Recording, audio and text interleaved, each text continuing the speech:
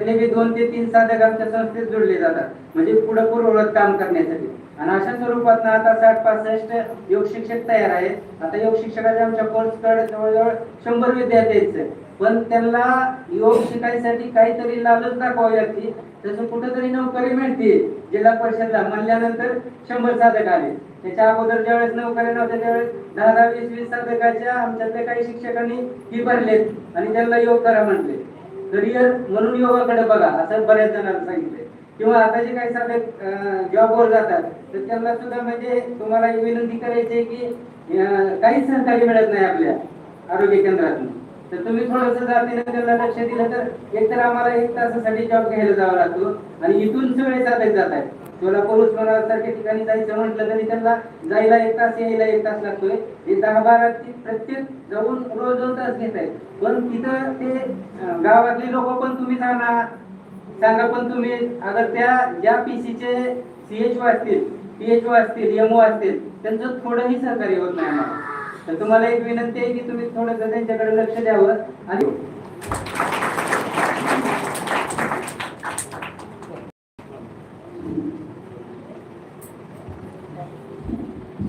धन्यवाद सर. सर्वांना मिळो वाट एका पावली सर्वांच्या आरोग्य उगो पहाट या उक्तीप्रमाणे सर्वांना मिळणारी वाट योगाच्या प्रचार आणि प्रसाराची असावी. यानंतर सोलापूर जिल्हा परिषद आयुष अधिकारी डॉक्टर विलास सर्वदे यांनी मनोदय व्यक्त करावा अशी विनंती करतो.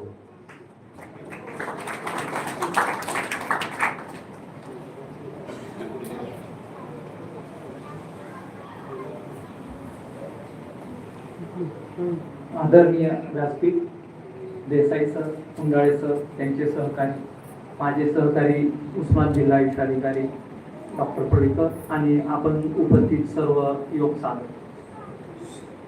तर प्रथम आपण आपली जी पतंजलीची योगची प्रार्थना आहे त्याने आपण सुरुवात करूया. तर सर्वांनी ताठ बसायचं आहे.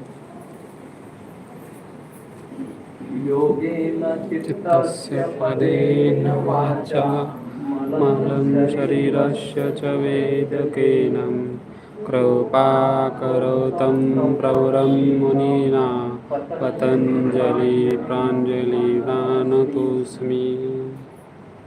तर आपण योग म्हटलं की पतंजली असं समीकरण प्रचलित झालेलं आहे. ठीक आहे, आपल्याला सर्वांना माहीतच असेल की योग आणि आयुर्वेद हा आता सध्या वाढत चाललेला आहे. तसं बघायला गेलं तर काही शेकडो वर्षापूर्वी लोकसंख्येचा विचार केला तर आयुर्वेद आणि योग जे आचरणात आणत होते त्यांची संख्या बहुसंख्य होती. आणि आत्ता त्या कलियुगातला किंवा आत्ताचा जर विचार केला तर आता अत्यंत कमी संख्या आहे. म्हणजे लोकसंख्या खूप वाढलेली आहे पण त्या प्रमाणात आयुर्वेद किंवा योग हा जनमानसात पोहोचलेला नाही.